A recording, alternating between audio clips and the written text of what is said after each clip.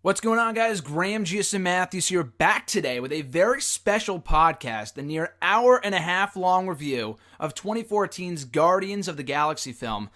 So what I was planning on doing about 6 to 8 months ago, it dates back about a year now, what I wanted to do in the lead up to Avengers Endgame, which at the time I called Avengers Infinity War Part 2, Avengers 4, whatever, as you'll soon hear here in the podcast, I was planning on doing a Marvel Movie Monday podcast reviewing every Marvel movie in the lead up to Avengers Endgame. Unfortunately, life got in the way. I just got really busy. I was only able to record one of the 24 movies that have since been released in the lead up to Endgame. I only recorded one. Now, what I'm planning on doing is hopefully being able to watch as many Marvel movies as I can leading up to Endgame next month, and then doing some reviews between now and then. Now, granted, that's like 5 weeks from now, so that's really not that much of a time, that big of a time window. But I figured I would start it off with Guardians. So obviously, this will not be in any sort of order.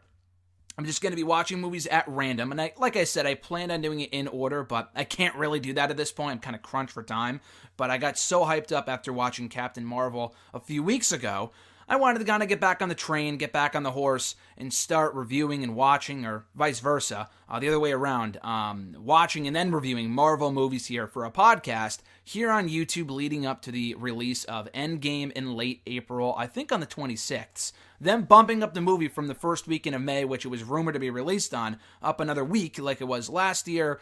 Doesn't exactly give me much to work with because we were only 5 weeks away, but then again, I'm the only person to blame here, as I probably should have started this process long ago, but you can't argue with being busy. That being said, though, we got the first podcast, the first installment of the podcast here today, reviewing Guardians of the Galaxy with the doc Chris Mueller from Twitter, as well as Bleacher Report. He's a great dude, one of the biggest Marvel movie fans, Marvel period fans you'll find anywhere on the internet. So we had a great conversation breaking down Guardians of the Galaxy. Now again, this was recorded back in August of 2018, so well over 6 months ago.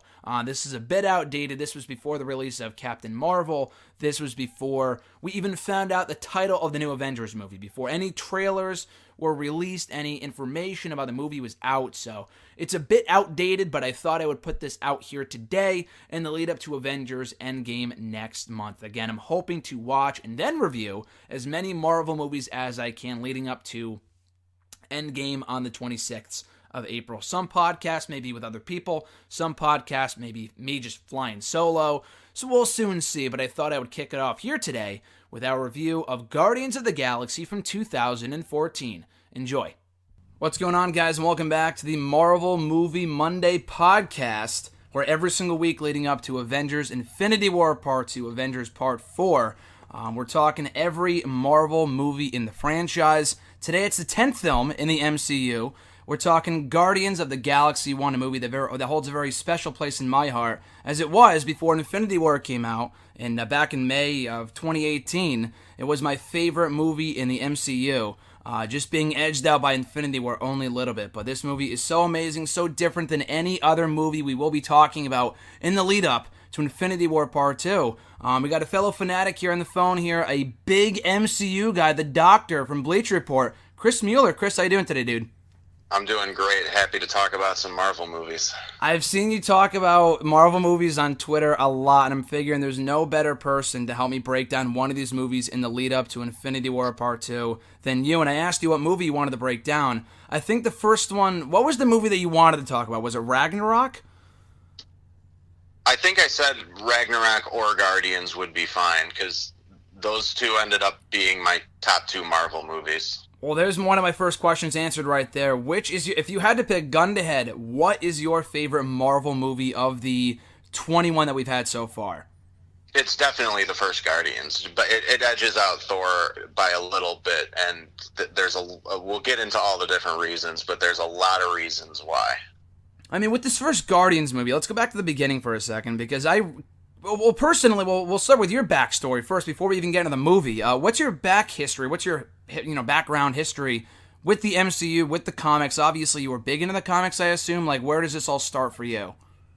Well, I didn't read very many comics when I was a kid, so for me, most of my exposure to comic book characters was through the cartoons, even the old Adam West Batman show I loved as a child. So I I loved the Tim Burton Batmans. I loved the Christopher Reeve Supermans. I even when I was a kid, I even liked the bad Batman movies with, Robin involved. So, any movie that's ever been based off a comic book, I've automatically just been interested because the characters are always so different from anything else you see in any other kind of sci-fi franchises because they're essentially based off of cartoons. Mm-hmm. So you can do so many more ridiculous things with them and people will buy it because they're like, oh yeah, this is a ridiculous situation to begin with, so I believe this. And Guardians of the Galaxy just took everything to another level. Like the first Iron Man movie, I loved that. And when I found out that would launch a whole franchise, I just became so enamored with all the Marvel stuff that I just started reading a lot of it. And when I found out that they were going to adapt Guardians of the Galaxy, the first thought before like any of the cast was announced or anything was just like, oh God, they're getting desperate. And then, it ended up being the best thing ever. That's the funny thing. We'll talk about that in a second, but I know we're talking about Guardians here, but quick side question. When you saw the first Iron Man in theaters 10 years ago, back in May of 2008, were you one of the people that was wise enough to stay until the end credits, or did you just find out about it and after the fact? Because I didn't watch the first movie in theaters, so I don't know. See, I tend not to go to movies on the premiere night. I like to watch a movie with a slightly emptier theater so I can pay attention to everything. Yep. And the first Iron Man, I had the benefit of having somebody tell me, hey, wait till after the credits. It's going to be worth it. So I definitely did see the whole Nick Fury reveal on my first viewing. But, even that, like, I still wasn't quite sure what that was going to lead to, if it was maybe just going to lead to the Iron Man 2 sequel. So it was when Iron Man shows up at the end of The Incredible Hulk with Edward Norton, it was like, okay, this is getting serious.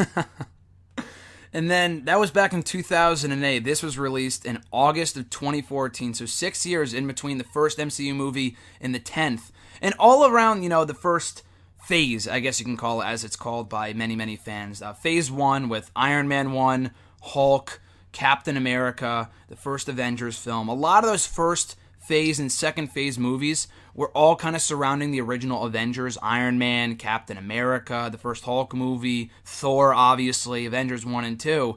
And that was, I think this might have been the first one that kind of went outside of that bubble, I'm pretty sure. I think the last movie before this to be released was Civil War, if my timeline is correct. Not Civil War, I'm sorry. The second one, Winter Soldier, was back earlier that year in 2014. So this is not a sequel. This is not anything really having to do with the Avengers at all. I mean, there's a lot of mentions of Thanos, which I completely forgot about until I saw the movie back a few months ago and earlier this week. I'm thinking, wow, this really there's more Thanos in this movie than any other movie until Infinity War, which is pretty crazy to think about. Right. But look, the expectations, as you said, were really not all that high whatsoever because it had nothing to do with the Avengers, but it still had the Marvel tag on it, and it was still part of the MCU. So, like you said, when you first heard it announced, were you thinking this is going to be the first bust in the MCU franchise? I didn't think it would be a bust because I think when they first announced it, they had already announced James Gunn would be attached, and I knew a little bit about James Gunn's work and was a fan of the few things I had seen. So I was like, all right, this guy's a little unconventional. Maybe he'll actually turn out something cool. But then the thing that really sold me was I'm like one of the biggest Parks and Rec fans on the planet. It's, in my opinion, it is one of the top 5 television shows of all time.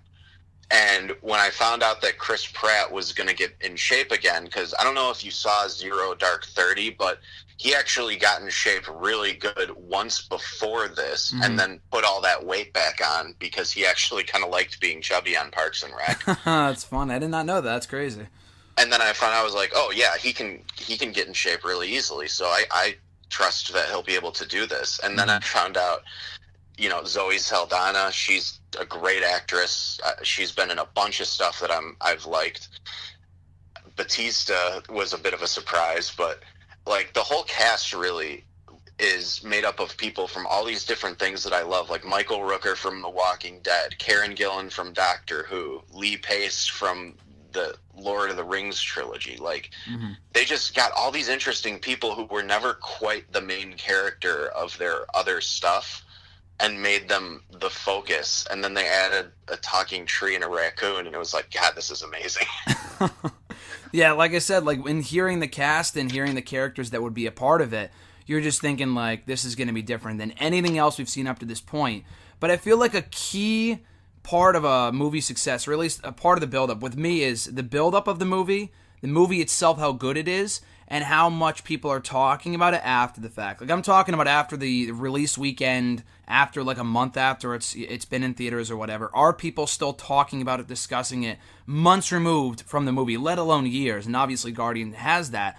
But the buildup, I mean, to me, the time that it came out was like August 2014. I was working at a movie theater at that point, and in the months leading up to it, there really seemed to be no hype whatsoever. I wasn't seeing trailers for it. I mean, people knew it was coming out. At least, I mean, I was still a part of the MCU fandom that kind of launched with me with the first Avengers movie. But I didn't see the amount of hype for that movie as I would for, I don't know, the first Avengers film, or I don't know, just a lot of the other movies that Marvel had done up to that point and after. Just the buildup was just kind of there. And I think which was a good thing is that I think what made the movie so magical in the lead up to it was that it wasn't being overhyped, that it wasn't being like, oh, this is going to be the most amazing thing ever. I don't think people had any lofty expectations whatsoever for the first Guardians film, and that was what made it so special for a lot of people. Oh, yeah, totally. It not only did it exceed all expectations, but the fact that it, like you said, there wasn't this huge buildup, so word of mouth sort of became the biggest marketing tool that movie had. I think that was sort of almost an experiment from Marvel. Like, how crazy can we get with these movies? Because if Guardians had not done well, we would not have gotten the Thor Ragnarok movie that we got. We would have gotten something closer to the Dark World or the first Thor movie, which both have their enjoyable aspects, but I think Ragnarok just blows both of them away simply because it allowed Thor to be funny. So the fact that Guardians of the Galaxy is almost just as much of a comedy as it is an action movie is, I think, the biggest thing that worked for it, and people just talked about it to everybody. Like, oh, you got to go see it. It's so funny. Yeah, absolutely. I mean, like you had said, it wasn't really along the same lines as the other Marvel movies. It had that comedic aspect to it, which it was. I mean, all the other movies are very entertaining, as was this one, but in a different way. Because none of the other Marvel movies, I mean, they had their funny moments, especially when all the Avengers are together. In the first Avengers movie, one of my top 5 favorite Marvel movies still to this day. But it wasn't quite like this one. The chemistry that all the cast members had together, I think, was what really made this special as well. They all worked perfectly together. They all worked very well against each other, either as a team, as their own individual, characters, whatever. I think it worked out perfectly. And also, too, I remember seeing the trailers and that they weren't really showing much either. Like, I had no idea what this movie was about, aside from the fact that they were basically the Guardians of the Galaxy, just 4 or 5 different characters coming together for a common cause. Beyond that, we really did not know much about this whatsoever, which, again, I think was what made it so good in the end. But kind of going into the movie itself real quick, I know the actual movie kicks off with Star-Lord as a kid and with him and his mother in the hospital and whatever. But to me, I regard the scene where we first see Star-Lord, obviously as an adult, going through the cave, listening to his, what would you call it, the Walkman, I guess? I'm so young, I honestly don't even know the name for it at this point. I owned a Walkman. I'm a kid of the 80s. So. This is perfect then. You probably have this emotional attachment to this movie because a lot of aspects of this movie feel very 80s, especially with the soundtrack, which is probably got to be the best soundtrack of any Marvel movie there is. Absolutely. It's one of the best soundtracks of any movie, period. Just period, I think. Yeah. But Absolutely. You know what? Let's talk about the scene before that when you talked about him being a kid, because that actually, in my opinion, is one of the most underrated parts of the movie. Mm-hmm. Because, for one thing, I think that is hands down the most emotional scene in any Marvel movie. You're watching a 10-year-old kid who knows his mother is about to die, and she's trying to hold his hand, and he's scared, and he misses that chance. Mm-hmm. And then you watch him lose it. Like, I don't think there's a single person who doesn't understand the way you feel as a kid when you're scared for your parents. Mm-hmm. Like I honestly, that's the only scene in any Marvel movie that has ever made me tear up a little bit. And it's in the first 5 minutes of the movie, too. It wasn't like it was something that was built to. It's literally the first thing that you see with this movie. And I think with Right, the... so it's Oh, sorry, like go the ahead. biggest comedy in the Marvel universe Yeah. also has the most emotionally impactful scene. And that's why you understand in Guardians 2 why he freaks out on Kurt Russell and starts blowing him away the minute he finds out that he's the reason his mom died. Yeah. Like, you automatically get it. You're like, oh, yeah, of course. It all ties back to the first scene from the movie. And I think the Marvel movies do a great job of just hooking you in general with the first scene or so. We mentioned Ragnarok before. We'll be talking about that a little later on down the review series. But Ragnarok 2, the first opening scene of that movie, does a great job of setting the tone for the rest of the film. This one does as well, but in a different way. Like you said, it's the biggest comedy movie for the most part, of any Marvel movie they've done up to this point. Yet it has the most emotional scene of any Marvel movie in the MCU, which is pretty crazy. And you go from that to the scene where he's an adult, and again, a complete contrast. And they do it so beautifully too. It's not like just an abrupt segue. It's so seamless too, where you go from that, you kind of find out his motivations as a kid. They kind of catch up to speed without doing this 20-minute monologue of just kind of boring you with the minute details of what happened. You get to know the character within 10 seconds of the movie first starting, and then you jump from that to his adult life with him with a cassette player listening to Come and Get Your Love, which I still think is the best introduction of any character in the MCU, let alone one of the best opening scenes. I mean, if you kind of count or not count the hospital scene of any movie there is. I don't think there's a better movie that I've seen that does a better job of you getting to know or getting to love a character as quickly as that scene does without him saying a single word. That's what I feel this movie kind of succeeds in the first 10 minutes, is that you fall in love with this character and he doesn't have to say a single thing, which I think is amazing. Yeah, Chris Pratt really did such a good job of playing that scene to show you, like, oh, this is a fun-loving kind of guy, despite the fact that his introduction into the world of aliens and everything was pretty traumatic. And one of my favorite parts about that is like a blink and you'll miss it kind of thing where he turns a skeleton around and it kind of looks like a horse head. And that's kind of a little reference to Beta Ray Bill. I don't know if you're familiar with that character, but he's a big character in the Thor mythos. I'm not aware of that. Interesting. Yeah, just the fact that they included that skeleton just to show that that race of aliens does exist in this world was kind of like just a little Easter egg that I thought was so funny. Yeah, just the little things I think you kind of pick up on when you watch the movie multiple times. This is not a movie that you watch once. I mean, obviously you'll thoroughly enjoy it on the first watch, but this is one of those movies that you have to go back and watch. Not when you first see it, but also after watching every movie that comes after it. It's like there's a lot of things that set up multiple things down the road, especially for the second one, like you said, with him and his dad and everything else with Kurt Russell and everyone else. And each character kind of, their plot points and everything else are kind of set up in this movie, which is obviously the point because it is the first movie of the franchise for Guardians. But specifically with Star-Lord and everyone else and their, character motivations and everything else. But yeah, that first scene I think is perfect in kind of planting the little things for hardcore fans. Like that I would have never known. Honestly, I'm big into the Marvel universe, but not that big where I would even know that. So that's pretty crazy. So I'm learning new things even after watching the movie. So I'm going to have to go back and watch that myself again.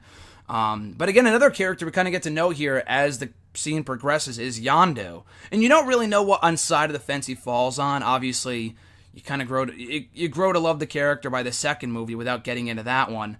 But you think from the get-go, like, oh, this is the main villain of this movie because he's going after Star-Lord. He wants what he has. He's kind of like his master type of thing. You don't really know the relationship there. They kind of say that, oh, I saved you, blah, blah, blah, and he runs away. Like, you don't really know what side of the fence he falls on, which, again, I think makes this so exciting because you don't know from the get-go what's going to happen with that character and their relationship as the movie progresses. Yeah, and Michael Rooker was the perfect choice for Yondu. That guy, it's just so much fun to watch in anything he does, but you get the impression that it's like, even though there's these signs like, oh, Rooker wants him back alive, that one guy accuses him always being soft on him, you can kind of tell early on that he does have some affection for this guy, but that he maybe put Star-Lord through some bad stuff way too early in his life, to the point where the first chance he got to take off, he took off. So, yeah, they do this kind of like weird father-son relationship with him that I do like how they explore it more in the second movie. But yeah, they make Yondu this character where you're like, I wonder what's going to happen with him, especially after he goes to the one guy's shop and is talking about how he likes the little things for his dashboard. Yep. Yeah, that was a great scene. Yeah, that was a great scene too, and even that one, it's not too long. It's obviously a little later on in the movie. It's relatively on the shorter side before he has... Is there a word for it, the arrow that he has that he uses to kill people? Is there a word for that? Does he call it something? It is. It's based off of his alien clan. It's called the Yaka arrow. And okay. I don't know why he's only got like one of them. I think normally you'd have a bunch, but his race is, he's called a Centaurian. He's one of the many different blue aliens in the Marvel Universe. Yeah, a lot of blue aliens in the Marvel Universe. Yeah, there's too many to keep track if you're just coming into this thing now. Yeah, it's like I don't even know what Nebula is supposed to be other than like half cyborg. Yeah, exactly. Yeah, they don't do it like obviously you can't describe you can't go into exact details about everyone because there's so many characters, and that's what another thing about this movie too. Let alone with Infinity War. I mean, that takes it to a completely different level. But on a movie where there's so many characters to balance out, not only the Guardians, not only Star-Lord, Gamora, Groot, Rocket, and Drax, but you have Ronan, you have Yondu, there's a few other people as well, some minute characters. Even John C. Reilly's character has like a decent role in this movie. And then his boss, you got Glenn Close. Who's boss? John C. Reilly's boss, the head of the Nova Corps. Oh, yeah. You mean the woman. Yeah, I forgot what her name was. Glenn Close. Glenn Close. Okay, wasn't that the same woman who played Cruella de Vil in the Dalmatians movie years ago, the 101 Dalmatians? Or no? Yep. Okay, that's what I thought. Okay. And yeah, she kind of was on that same level as John C. Reilly's character where they're on the same level in terms of, like, they're not heavily focused on, but you kind of get to know a little bit more about them as the movie goes on, and you kind of see, like, after they capture the Guardians, when they all kind of interact, I'm kind of fast-forwarding here a little bit, but they all get captured and go to jail, you're thinking, okay, they're kind of rebelling against the system, or, like, they good guys, or they bad guys, where do they stand here? And again, after we kind of get to know Gamora and just kind of generally speaking here, I'm kind of going all over the place, but like with Gamora, I think the whole theme of both this movie and especially the second one is family. Like you talked about the relationship between Yondu and Star-Lord that we kind of get to know more about towards the end of this movie and especially in the second movie. But also with this one, it has a lot to do with family when it comes to Gamora. We find out that her and Nebula are like half-sisters. And then they're not the daughters of Ronan, but rather Thanos, which, again, you hear the name when you first watch the movie, and again, if you're not involved, if you're not, like, heavily into the Marvel Universe, you're thinking, like, why the hell should I care about Thanos? Like, who is this guy? I mean, obviously, he was in the post-credit scene for the first Avengers, but if people aren't aware of that, they don't really give a shit about who Thanos is. So we find that out, and that that Gamora doesn't really care for Thanos, and that she wants to turn on him, and that Drax's family was killed, then kind of Groot and Rocket make up for the fact that they don't have any family. I think that's what, in addition to making it so entertaining as a comedy, it makes it so emotional and exciting as kind of a family film as well, which is why I think it's a great movie for people of all ages and not people that are just heavily involved in the MCU. Oh, sure. My 9-year-old nephew is obsessed with the Guardians of the Galaxy now. I think he only just saw the first one recently because my brother doesn't like them to see a lot of action movies with death and stuff too young. But yeah, he's a big comic book kid and he loves the Guardians of the Galaxy, and my 65-year-old mother loves the Guardians of the Galaxy too. It's a great contrast. And like I said, people of all ages, it's great. Yeah. Because they're cartoony and they can be for kids, but they're really not. Like the thing with this movie, I think too, that it's great is that kids can watch the movie and enjoy it, but as an adult too, there's a lot of things about it that kids won't understand that like adults would find funny. I can't remember the exact verbiage of the scene, but it's when they get back into Star-Lord's ship And he's like, oh, this would be like a black light painting if the lights were on, or the lights were off, or whatever the hell it was, with him and Rocket. He's like, if you hold a black light up, this place will look like Jackson Pollock's easel. Yeah, exactly. It's one of those things. It's like if a kid watches, like, okay, why, whatever. Like they're not gonna understand it, but as an adult, it's like, okay, that's pretty funny, especially with Star-Lord, because Chris Pratt plays the character to perfection. So I think that's why this movie has a lot of different things for people of all ages, which is why you kind of understand the appeal of the movie after watching it when you kind of take apart these little things. But kind of going back to the individual introductions of the characters for a second, like I said, Gamora's kind of introduced with Nebula, and we kind of find out from the get-go that Gamora is the one that Ronan and Thanos favor over Nebula. We see Thanos a little later on when Ronan encounters him, and then so we kind of see Gamora, we see Rocket and Groot, they have their little thing on Xandar when they're introduced. But I love Drax's introduction too. In the jail cell, you kind of just see him sitting on the table as they kind of pan out from Gamora's cell, and then he kind of comes in later on when Gamora is almost killed, and then we find out his sense of humor isn't exactly what the others people are, because he takes things too literally, and he's like, oh, I like your knife, I'm keeping it. That whole scene I love too. I think it's an awesome introduction of his character.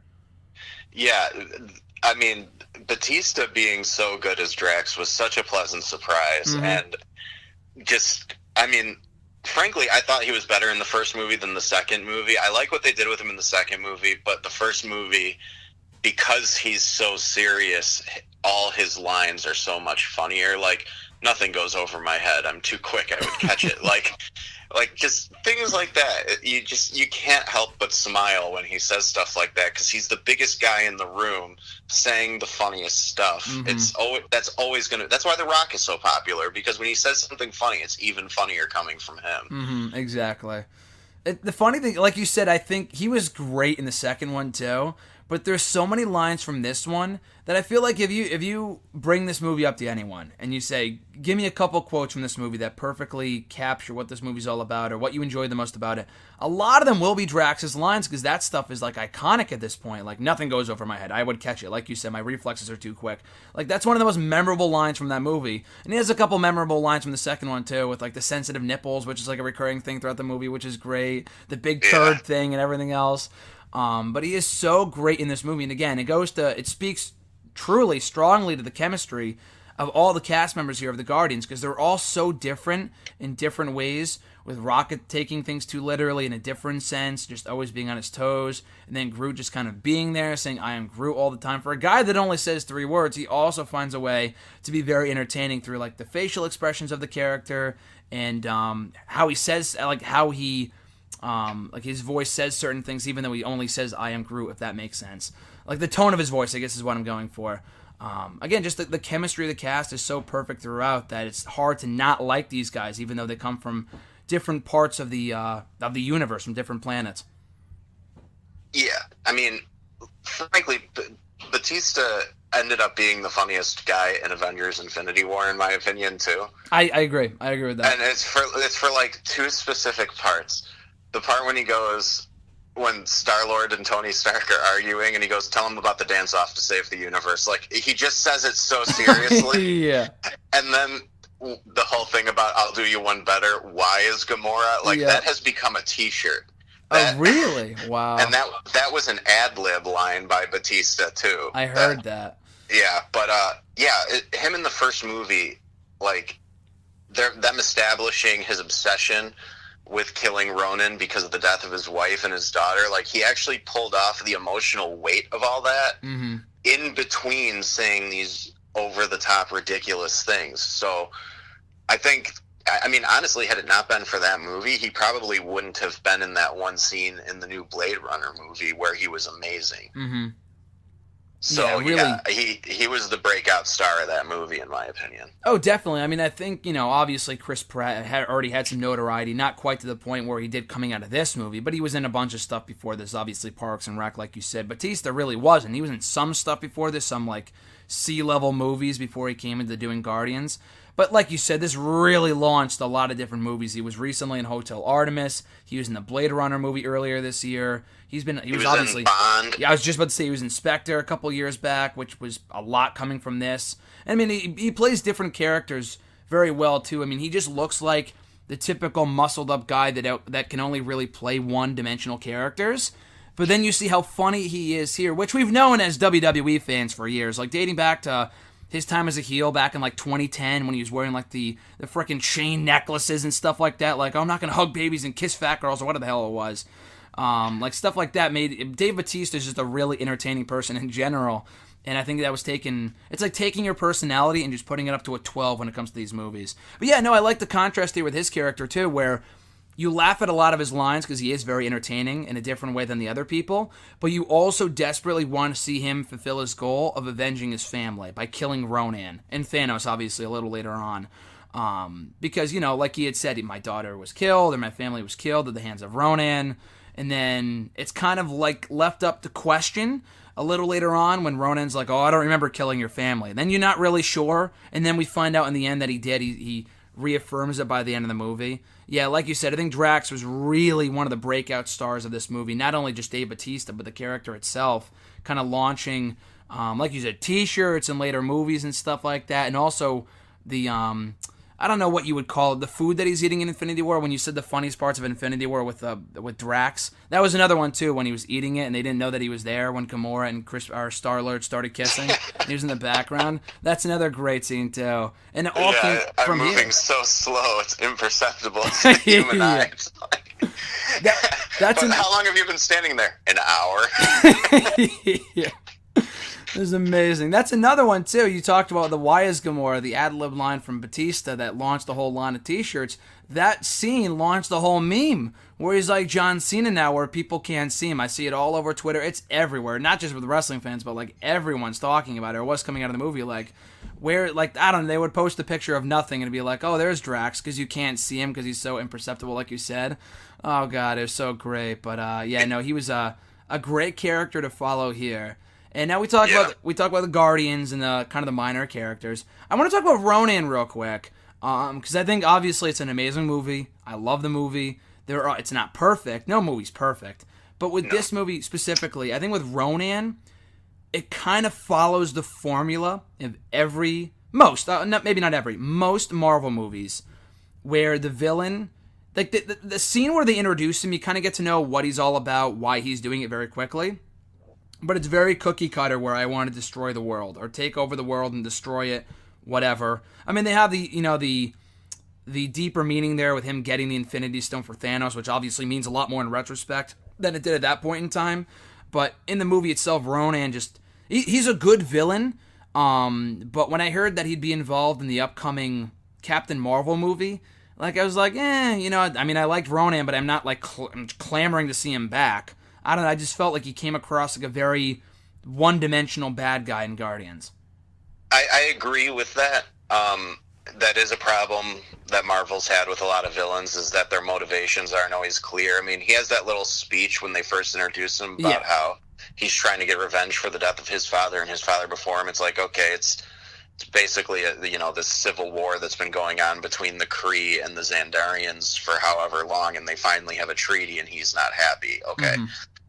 Yeah, that does make him pretty generic, but the thing that I don't mind about that is that the actor Lee Pace, who plays Ronan, he's one of those guys that he's got such a gravitas to him that like he pulls off that evil warlord role really well. Mm-hmm. And I'm actually kind of happy that he will be in Captain Marvel, because I'm hoping that allows them to flesh out his character a little bit, because he's one of the Kree, I guess, that's going to experiment on Brie Larson's character to give her powers. Mm-hmm. And I'm hoping that allows them to give his backstory more meaning, so his character in Guardians then becomes more important. But who knows? He may be a minor character in that movie. I have no idea what the size of his role is going to be. Yeah, exactly. Like I had said with the whole Thanos thing, I think a lot of these movies, I mean, they're important in the moment, or you're not really sure what the significance is of certain things at the time, but it's all about long-term. Like, no one's better at long-term booking stuff than Marvel when it comes to these movies, like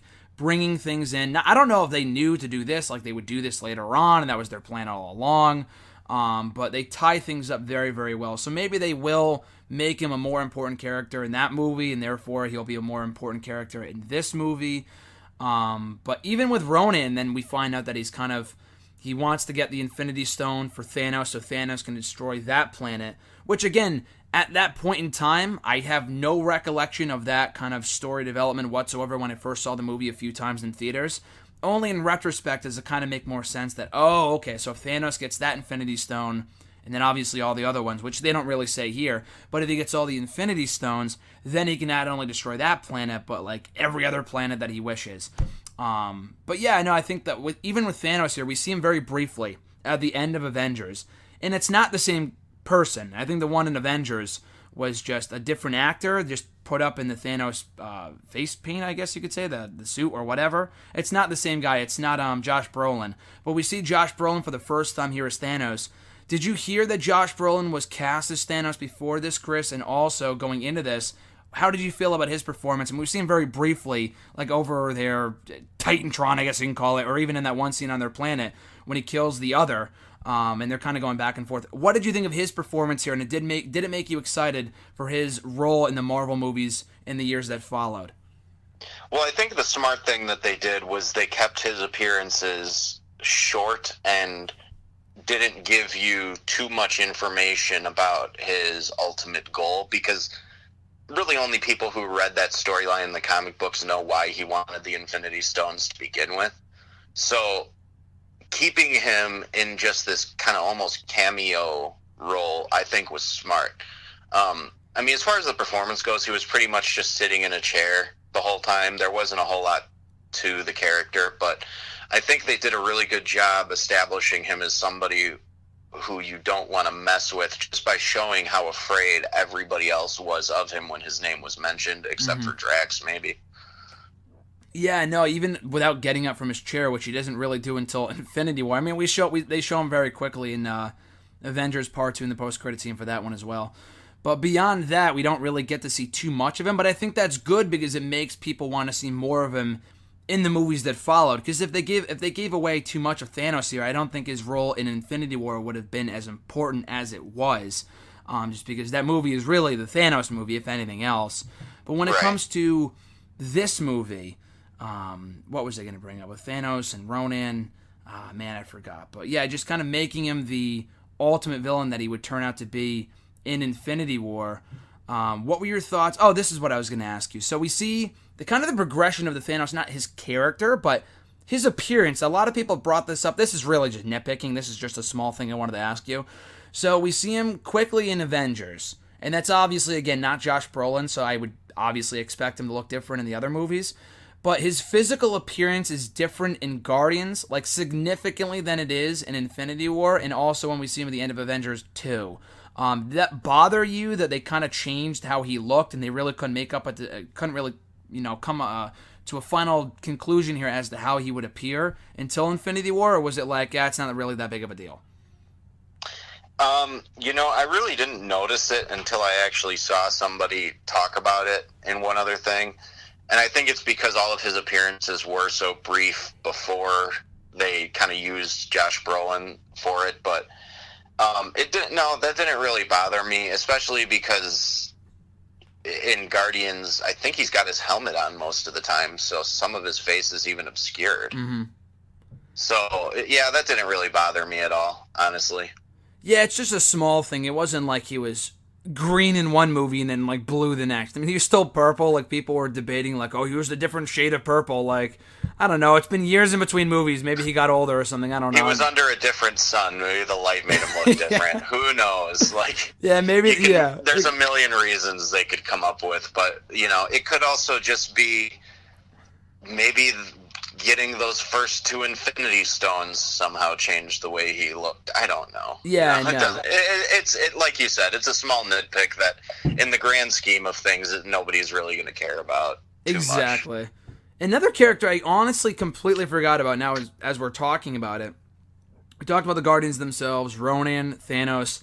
Another character I really like in this movie we do not see nearly enough of, I think, and we do see him in some later movies. In a movie before this, which I did not know until I watched this, or watched it in retrospect, whatever, was the Collector. I love the Collector, and Benedicto Del Toro, I believe is how you pronounce his name. I think he is so great in that role as the Collector, and we don't see a lot of him in this movie, but again, his motivations are made very clear in his interaction with the Guardians.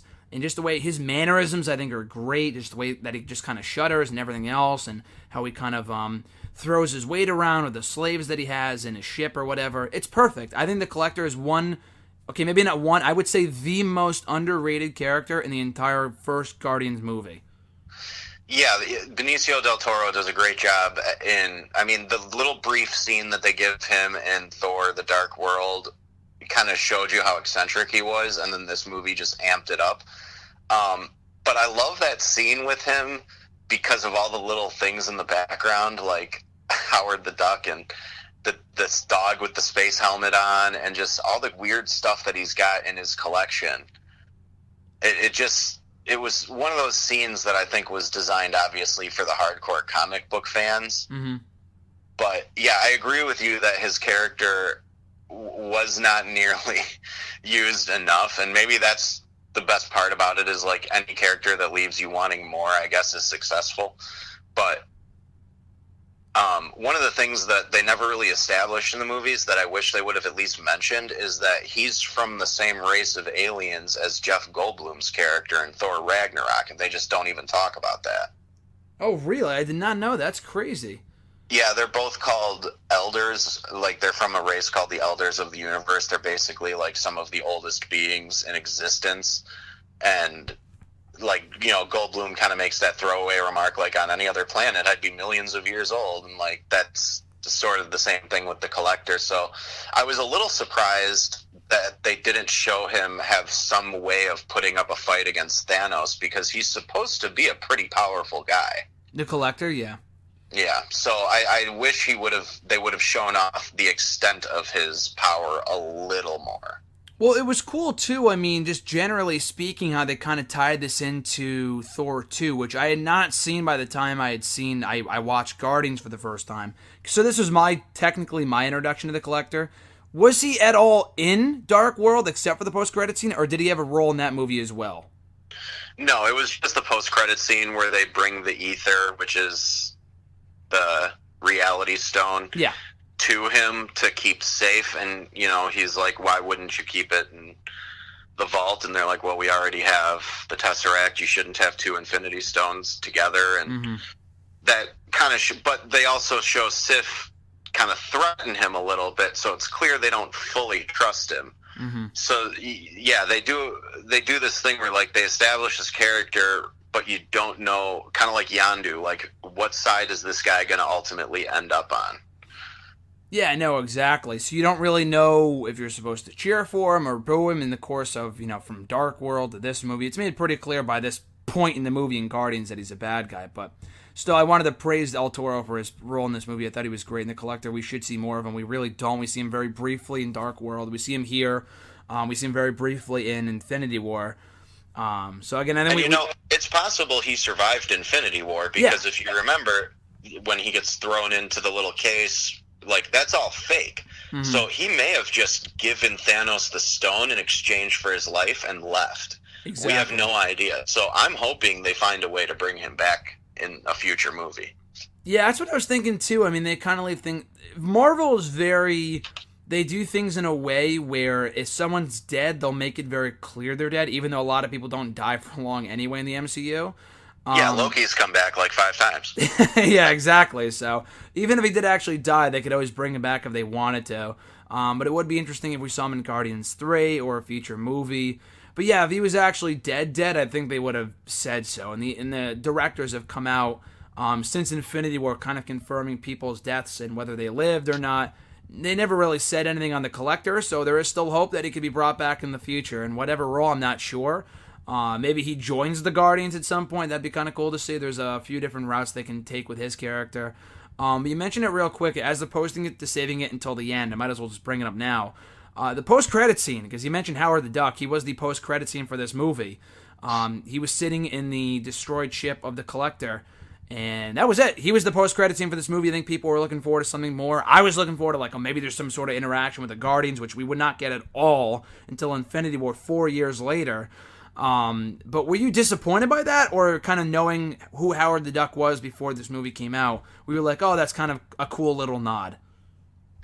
I thought it was perfect for that movie. Had they done that in any other movie, people would have been pissed, but it fit with the level of humor that the Guardians established. Like, of course they're going to have a gag as the big scene everybody thinks is going to be so funny. Just like how Spider-Man had Captain America talking about how sometimes waiting for things isn't worth it at the Yeah. end.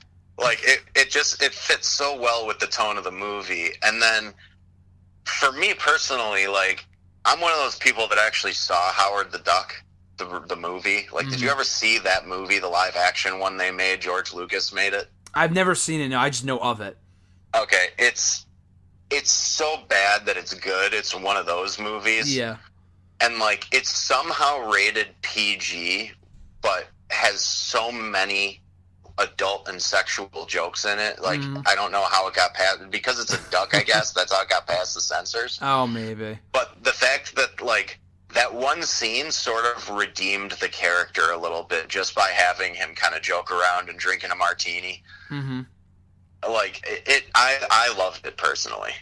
Yeah, and I thought it was funny. I wasn't disappointed.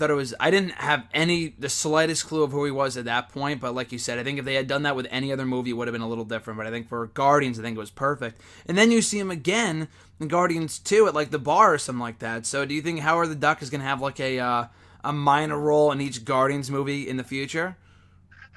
I would love that. I'm sure they'll just find ways to keep bringing him back if that's the intention, but I just don't think it'll ever be more than a quick cameo, and frankly, that's the way it should be, because his character is so insane. Like, he really wouldn't work alongside it. Well, then again, Rocket does, so maybe Howard the Duck could actually work, but he's just too cartoony. Like, he's basically the Darkwing Duck of the Marvel Cinematic Universe, if you know who Darkwing Duck is. I do, yep. Okay. That's a perfect comparison, yeah. Yeah, like, it's just goofy enough to be funny, but any more of him than what we've gotten would just be a little too out there. Yeah, I don't think he'd be heavily involved in any other movie moving forward. But yeah, I think the little cameos, I think, are perfect. Like, it's not like they're not showing him, but they're still showing him for a few seconds, which I think is perfect. Like a Stan Lee cameo. He's taking on the Stan Lee role for the Guardians movies anyway. Yeah, and I find it funny that it's Seth Green who does the voice for Howard the Duck, too. I don't know why that makes me laugh. That was Seth Green? I had honestly no idea. Seth Green does the voice of Howard the Duck in both of those roles. And it's sort of like Bradley Cooper. Like, you forget that Bradley Cooper is Rocket because he changes his voice to this weird East Coast accent, and it's a great performance, frankly. Like, his voice acting in these movies is so good. Yeah, same thing with Groot. Like, you would never ever guess in a million years that'd be Vin Diesel. I mean, obviously he's just saying I am Groot, and they alter the voice a little bit, but it's like, holy shit, you have Bradley Cooper and Vin Diesel doing the two animated characters in the movie, for the two CGI characters. It's pretty crazy, and they do a great job. I mean, Howard the Duck as well, obviously very briefly, but it's like, yeah, they take characters that you wouldn't normally assume would be voiced by such, like, notable names, but yeah, their performances should be commended as well, and they do such a great job of altering their voices to a different point where it's like it feels like its own character, and it's not like, for example, like, I didn't watch the movie, I just saw the final few minutes of it, but Teen Titans, they just had a movie come out just recently, Teen Titans Go. Nicolas Cage is Superman. I can't listen to Superman and not think of fucking Nicolas Cage or National Treasure whenever I heard his voice in that movie. Whereas with this, it's a little different because I would never guess in a million years, had I not known going in, that it was Bradley Cooper, Seth Green, or Vin Diesel doing these respective voices, which would really be praised for all three cast members. Oh yeah, and I mean, I'm one of those people who, like, I like Vin Diesel in real life because he's a huge nerd. He likes Dungeons and Dragons, that kind of stuff. But I'm not a big fan of most of his movies. So, like, when I found out, I was like, oh, Vin Diesel's playing a character that literally only says 3 words. That's perfect. And then they somehow actually managed to get this emotional gravity out of the scene where he sort of sacrifices himself to save everybody else at the end. It's like, this is a talking tree who said 3 words the whole movie, but you care that he's about to die because Rocket is so sad about it. Exactly. Yeah, just their... It's so good. Yeah, their buddy-buddy relationship, it's so great throughout the movie. And it's so amazing, too, because he only says 3 things throughout the entire movie, and then he finally says, "We are Groot." So it's like a build-up. It's like just doing the same thing over and over and over. Had he said something different than "I am Groot" halfway during the movie, it wouldn't meant nearly as much. But given the circumstances of what he said when he said it at the end of the movie, it's like, holy shit, I feel for a tree right now. I never thought I would actually care about a tree in a Marvel movie, but like that's how talented they got with this movie. That they're making you care about a friggin' raccoon and a tree as they're about to likely die. And they don't, obviously. It's great. Let me ask you something real quick. Are you a fan of the show Community? I am not. That's the show with Danny Glover, right? No, Donald Glover, Joel McHale, Allison Brie. I always mixed up the Glovers, but yeah, it's that show, yes. Okay, yes. There's a scene in that show that actually sums up the way Groot works perfectly. Joel McHale is a former lawyer who's going back to community college because they found out that his degree was fake. Yep. And he forms a study group, and there's a scene where he's talking about why he lies for a living, and he's like, people are emotional, and that's why I can take this pencil, tell you its name, it's Gary, and then snap it in half, and you will care a little bit that it's dead. Mm-hmm. Because people can empathize with anything. And that's exactly why people cared about Groot, because, he should just be this side character who's not important to the story, but somehow they actually make him matter. And I think that was one of the biggest successes of the film, is how popular Groot became. And then the little dancing Groot at the end became its own thing. It's like, there's just so much to like about that character. And that blew up before the second movie even came out. I mean, I think it's tough because I think I heard an interview that Batista did with Chris Jericho on his podcast right before the second movie came out last year.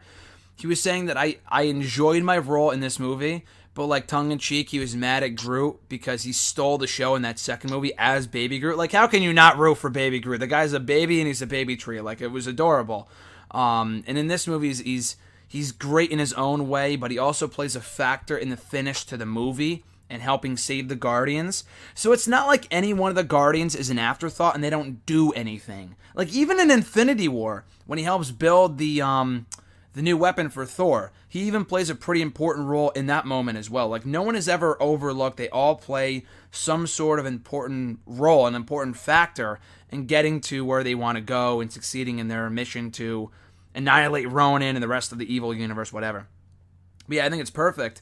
And also, too, I want to throw some praise out for Nebula, who we haven't really talked about too much to this point. But first of all, I had no idea until after I saw Jumanji that it was that actor. Is it Karen Gillian or Jillian? Because I know it begins with a G. It's Gillen. Gillen, okay. Gillen. Yeah, Karen Gillen. she was. Yeah, I'm a big Doctor Who fan, so I've followed her career for a while. She was one of the Doctor's companions on the show, and I mean, for starters, like, she is one of the most beautiful women on the planet. Mm-hmm. And they basically shaved her head and covered her from head to toe in makeup. And, like, it still works.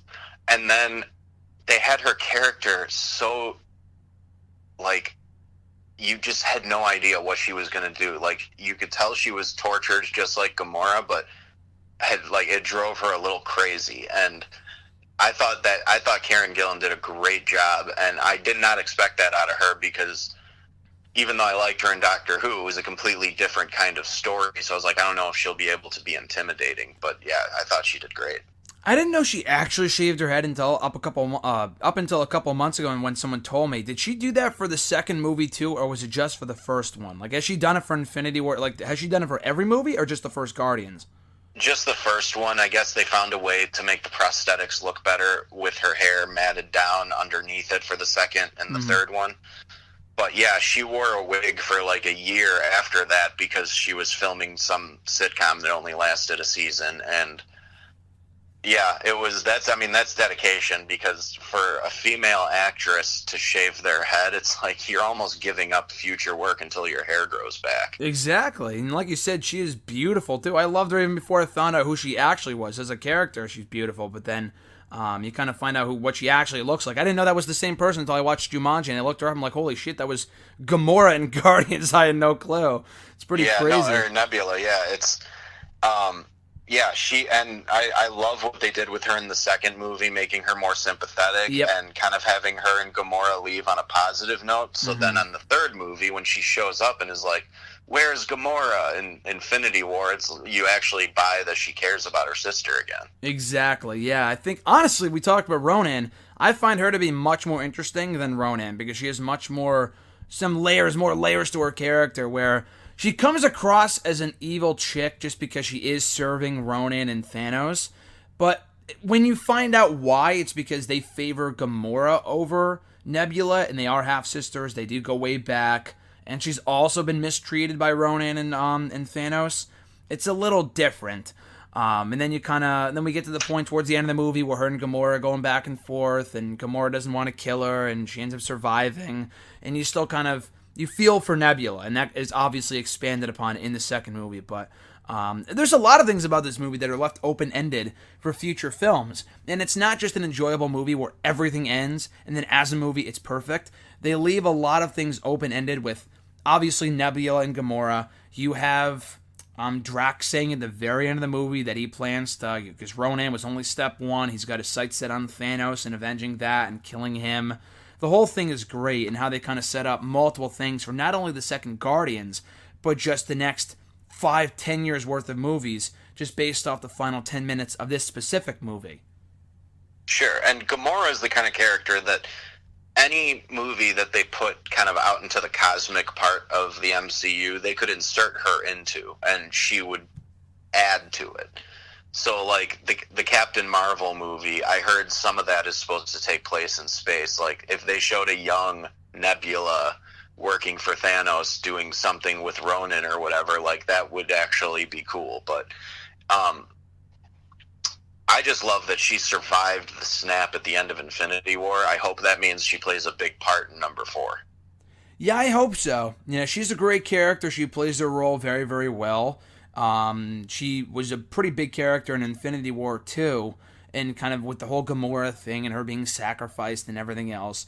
Yeah, no, I hope she plays a big role. I mean, there's been rumors since that movie came out about who's going to be the ultimate one to defeat Thanos, whether it will be Nebula, Ant-Man, Star-Lord, who's gone at this point, or Doctor Strange, who's also gone at this point. There's a lot of different ways they can go with it right now. But I do want to lead into one final thing before Infinity War, but just any other things about this movie you want to discuss that caught your attention about Guardians? Any other little things you want to discuss that you enjoyed about Guardians that helps it stand the test of time 4 or 5 years later as one of, if not the best Marvel movie they've ever done? I think there are two things that are going to help it stand the test of time. One is the special effects were off the charts. I mean, this is a movie that looks as good or better than any Star Wars, Star Trek, any of those other space operas that have come out in recent years. And the fact that it was so colorful just makes it pop. Mm-hmm. But I think the fact that they chose to do that 70s and 80s soundtrack, I think that is one of the reasons that people really bonded to that movie, because so many of the movie-going people would have grown up with those songs. And they're songs that are still popular to this day. So, that one detail, that soundtrack, and the way that they tied the music into his love for his mother, and even that scene where he finally opens the gift at the end and it's a second mixtape. Mm-hmm. Like, that's such an emotionally satisfying scene when he puts that in, and he cries a little listening to that music, because it's like you can tell that might be the first time in a long time that he's really sat and thought about his mother. Mm-hmm. And it's like it kind of sets the tone for showing that these people are now a family. Like, he's got a new family. Gamora walks in and he smiles. It's like that's just such a perfect conclusion to that movie. Oh, absolutely. Yeah, we briefly talked about the soundtrack earlier, but it is by far one of the best soundtracks, the best soundtrack in the MCU, and any movie just in general, because it perfectly captures the vibe of this movie, and I love 80s music, so I love the soundtrack, 70s, 80s music, and it just, every song has a meaning. Like, if you play the song for me, I can tell you when it was played at what point in the movie, because every song has some sort of connection or emotional attachment to some certain character or one part of the movie. Like Cherry Bomb when they're getting ready to take on Ronan, and everything else, just Come and Get Your Love with the introduction of the movie, the end of the movie when they start playing the song, when he listens to the second mixtape.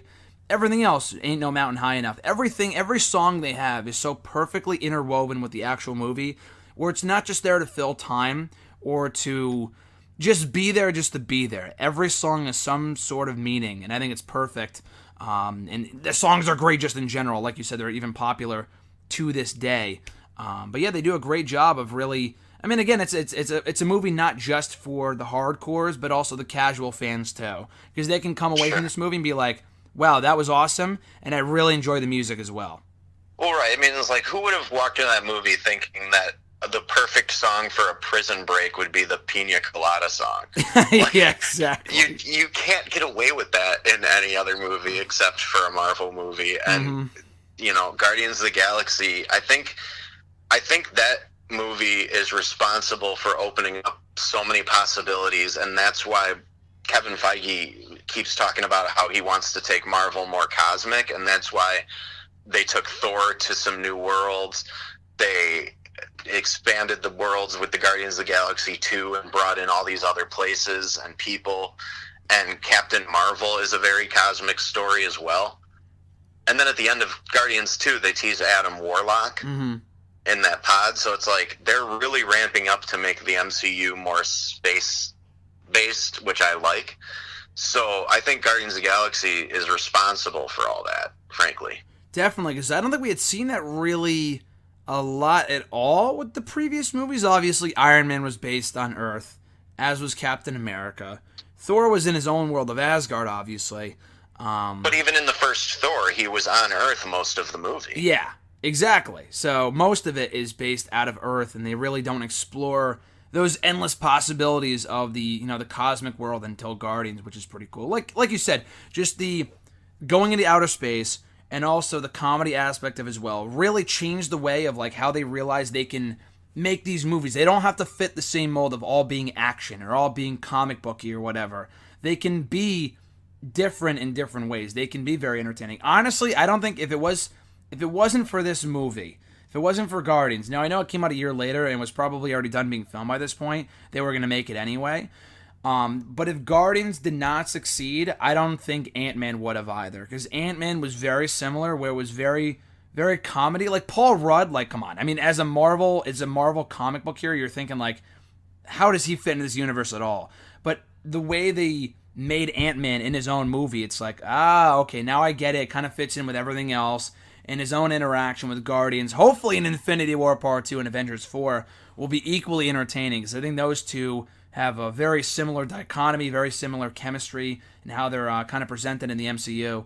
But yeah, I think, like you said, Ragnarok as well. Had it not been for Guardians and Ragnarok may not have happened. So, or at least the way that it was made, the third Thor movie.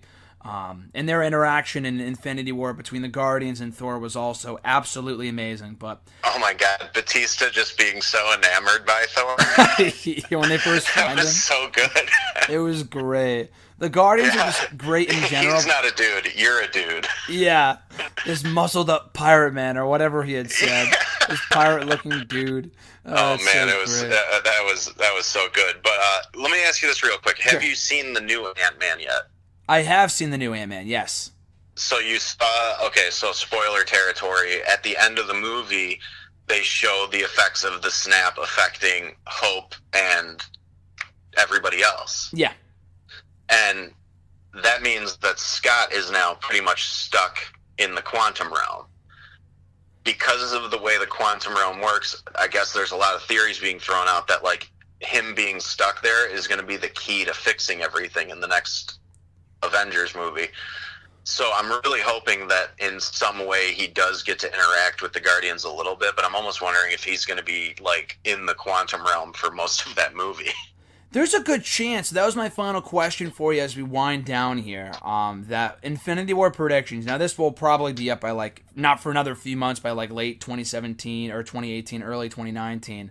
But by that point, we still have no clue what Infinity War Part 2 is going to hold here. They did say in that scene, which I think caught a lot of people's attention, was that I think it was Janet. She goes, "Oh, don't get stuck in a time warp because you can't come back," or whatever it was. It's like, okay, then he might do some time traveling here, go back in time and reverse the effects of the snap.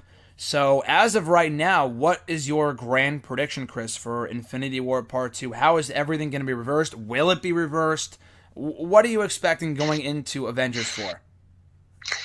Well, I think there's a couple of different possibilities. Like, if they go the comic book route, then Nebula is going to have a huge part to play.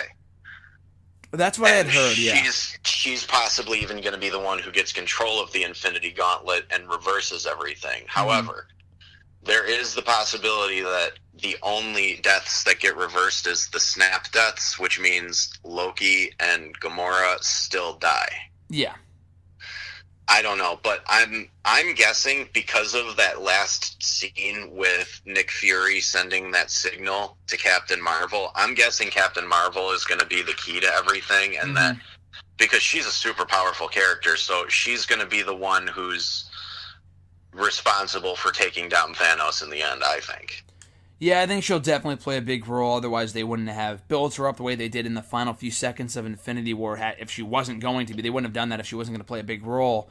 Or it could be, it could be a joint effort. I'm just looking forward to, which I've told everyone since Infinity War Part 1 came out, that when they have what they have to, they absolutely have to. They have to have some sort of final scene where, like with the first Avengers movie, when all the Avengers align in the Battle of New York, and they kind of do that 360 shot of all the Avengers. Still one of my favorite scenes of any Marvel movie, right before they go to war. I mean, I don't think you could do that with every Avenger, because there's a lot of them by this point. But it would be pretty great if you had all the Guardians, all the original Avengers, Ant-Man, Doctor Strange, Captain Marvel, everybody line up and just take turns beating the shit out of Thanos and doing whatever they got to do to beat him. I think it's got to be a group effort.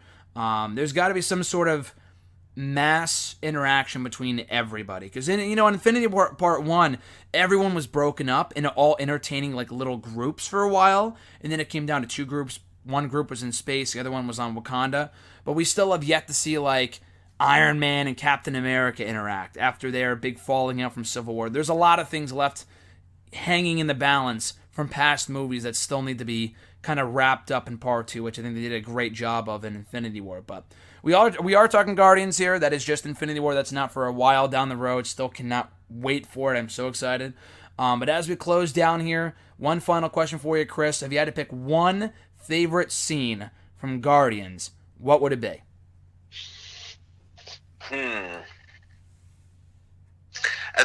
That's so tough, because that movie is just filled with so many memorable moments. The whole thing is a giant, amazing moment, but yeah, I agree. I would probably have to say the opening scene, starting from when he first gets to the cave and turns on the Walkman, all the way until he tells the girl in the ship that he forgot she was there. Okay. So the whole introduction of that sequence, like you said, like showing him dancing showed like that he's got this fun-loving side, and then they show him actually get the better of Ronan's goons when they come to get the orb. Yeah. And like that shows that he's a capable action star. And then they have just this funny little tag at the end with this girl who's down below his ship and he forgot she was there, and that just kind of establishes like, oh, he's kind of a little bit of a playboy too. Like they did so much with that character in such a short amount of time. It just worked so good. Yeah, it was perfect. The introduction to that character will likely be my favorite forever, because it's so awesome from start to finish. That whole scene that you mentioned, that was perfect. It accomplishes various things, setting up the movie too. The Infinity Stone is one of the first things that we see. We don't really know the significance of it. You kind of think of it as like, oh, it's a little thing for just this. It's one plot point of the the golden pot of treasure at the end of the rainbow just for like this one movie, but it plays such a bigger role than that going into Infinity War years down the road. It's pretty crazy. If I had to pick one scene, if it wasn't that one scene I forgot to mention while we were talking about the actual movie would have to be while they're coming up with a plan and they're talking about like that's only 10% of a plan or whatever it was. They're all just going back and forth, and Drax is like, sorry, I wasn't listening, or I wasn't paying attention. I stopped listening after whatever. I don't remember the exact verbiage, but that was pretty great too when they were all kind of coming together, realizing they're a family. They even said those exact words like, we all lost someone, but this is our family now, and that's kind of what gets them on the same page in their quest to destroy Ronan. That's probably my favorite scene from here. But I lied. One final question for you, Chris. If you had to pick, it's a two-part question. One, your favorite Marvel movie, and then what do you think is the best Marvel movie, if it's not the same one as your favorite? Well, my favorite is Guardians of the Galaxy. As far as the best Marvel movie goes, it's so subjective because there is kind of a lot of different types of Marvel movies. Like, the Ant-Man movies feel a little bit more like heist movies. Then you got the Guardians and the Thor movies in space. But I think as far as the best one goes, I think the first Iron Man movie might be the most well-rounded individual movie because it didn't have the responsibility of carrying all the stories that came before it and worrying about cameos and tying all these things together. It was just Tony Stark's journey from becoming this, alcoholic billionaire jerk to the hero who reveals himself as Iron Man at the end of the movie. I think that was a really just satisfying journey to watch, kind of like how I compare it a lot to Batman Begins, even though it's funnier and more lighthearted. I feel like those are two of the best origin stories in all of superhero movies. And if it wasn't for that first movie, we would not be sitting here talking about Guardians today if it wasn't for that first Iron Man. So that's a good answer.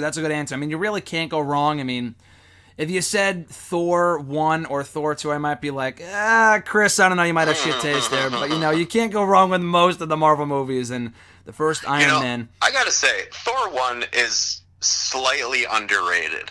I think Chris Hemsworth was very funny in that movie in multiple scenes. Mm-hmm. I loved his little band of misfits that were like his buddies. And I actually thought that Kat Dennings was one of the best parts of the movie. Mm-hmm. And it's sort of sad that because Natalie Portman doesn't want to do any of these anymore, that pretty much eliminates the possibility of Kat Dennings' character appearing again in the future. Yeah, it's pretty unfortunate. Was there ever a reason for that as to why she was never brought back? Or because she, like you said, she doesn't want to do it anymore, realizing how big these movies are now? She was very mad that the original director from Thor 1 wasn't brought back to do the second one, because that was like the reason she was signed on in the first place. Or maybe it was the writer. I can't remember, but she sort of protested, and I guess Marvel sort of was like, well, you got a contract, so you got to do it, but we won't make you do any more after this. And that's sort of why they threw that throwaway line about, oh, sorry, Jane dumped you in Ragnarok. Yeah. I mean, I think she said in an interview that she's like, I'm not ruling out the possibility of appearing again at some point in the future. It's just right now, it doesn't seem like there's anything for my character. And they sort of kind of made Valkyrie a potential love interest in Ragnarok, and she was a great character, so I'm totally fine if they don't bring Portman back, even though I love Natalie Portman. Maybe. I mean, that would be an interesting twist, too. I mean, if they don't have to make her the love interest. I think, if anything, and I might be mistaken here, I forgot where I read this, I think Valkyrie's character might be a lesbian, so that might not be a possibility. I'm not sure. But they could always... I heard she was supposed to be bisexual. Okay, that might be where I read that. Because they did show a little bit of slight romantic tension during that scene where they were escaping from the planet and, like, blowing up a bunch of ships together. Yeah, okay. They had those little longing looks, and when they both jumped back into the ship, they sort of came, like, right face to face for a second. Yeah. I think those were sort of lines that they were trying to draw intentionally, but yeah, she is supposed to be one of the few LGBT characters that's been established in Marvel so far. Yeah, which is cool. Again, they have a great diversity of characters here that you would never expect, and then it's not overt either. A lot of this is very subtle. Everything about the Marvel Universe with Guardians, Ragnarok, it's also seamless. That it's great. You have such a great cast of characters, and when they all come together, it doesn't feel weird when it comes to like Infinity War and getting all these characters on screen. Yeah, I mean, this is just the side thing that we're talking about, but a lot of their women's actors that they brought in, from Jane and now obvious Valkyrie, and you have Gamora and a lot of just Nebula. They've all evolved a lot from those first few movies. Now we have a good crop of them. I'm not sure if Natalie Portman was like necessary to be brought back in these movies. She doesn't really serve much of a purpose at this point. I am glad they explained it in Ragnarok by saying, "Oh yeah, sorry, Jane dumped you," and he's like, "Oh no, I dumped her. Oh no, it was a mutual dumping," or something like that. Yeah. They make it feel very realistic, because that's something that you would hear like anyone ever say. You know, I mean, that's such like a normal person thing to say, but they have like this Asgardian god saying like, "Oh no, it was a mutual dumping." Like you would never hear, like, you know what I mean? Like you never thought you would hear Thor say that, but that's for a different movie, but it's still great regardless. But yeah, any final thoughts, Chris, before we sign off here? Well, real quick, I'm kind of curious what your opinion is on this whole Marvel Fox deal and the potential of any X-Men and Fantastic Four starting to come into the MCU. You know, I know that this has been in the works for a while now. Obviously, it was just recently made official. It is very exciting because it expands the possibilities of getting those guys in the MCU. I'm not going to say it won't happen. I think it will at some point. I don't think it has to happen anytime soon because they have such a large group of characters as it is right now. And that's not to say they can't balance it out if they added those guys in tomorrow. But I think they're smarter than that. I think they realize they already, I think Kevin Feige even said they have plans through their next like 5 years worth of Marvel movies. And that was, I think, well before they knew the fact they were getting X-Men and the Fantastic Four. So we'll see. I mean, I'm kind of with the majority that did not really enjoy the last couple Fantastic Four movies. I'd rather just see the whole thing die. But I mean, with these type of things, Spider-Man's been done like 3 times in the last couple of years, the last decade and a half. And I think they finally got it right with the most recent one. I love the most recent one. So maybe they could do the same thing with Fantastic Four. X-Men, I think, is one of those properties that will live on forever no matter who they have in the cast. I think it'd be cool if they had Hugh Jackman. I don't think that's going to happen at this point. But maybe down the road. I don't believe the idea for a second that they're going to be a part of Infinity War Part 2, a part of Avengers 4. That is way too soon, and it would just feel random. Like, you don't need those guys in there. They already have enough people. I know in the comics someone told me that the Silver Surfer plays a bigger role. Obviously, he wasn't a part of the Marvel MCU, whatever, before they got the deal done. But you don't need to rush into that just because they just got the rights to it. I think like with Spider-Man, people thought they would be in, I think, Avengers 2, because people were saying that they signed on to get Spider-Man right before Avengers 2, but he wasn't obviously introduced until Civil War a year later, so it might take some time. I think it's more a matter of when than if, but it doesn't need to happen anytime soon, in my opinion. Yeah, I kind of agree. I mean, I know that they already have at least 2 or 3 years worth of X-Men movies planned out. There's a Dark Phoenix movie, there's the New Mutants, which is like a horror movie, there's Deadpool 3 that they're already planning.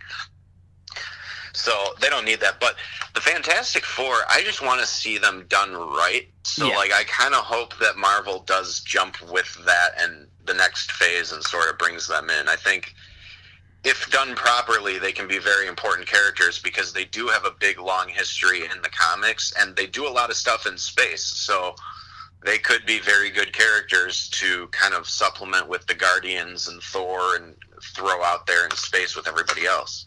Yeah, definitely. I think we'll get a better idea of where they'll fit in after Avengers 4 to see who's leaving, who's coming back, and whatever, who's staying. I think there's a pretty big chance they won't kill off anyone. Obviously, all the snaps, they're not going to get rid of all the Guardians before fucking Guardians 3. That's not happening. But, like, with Gamora and, like, you know, will they kill off Captain America? I think he'll die. That's my prediction.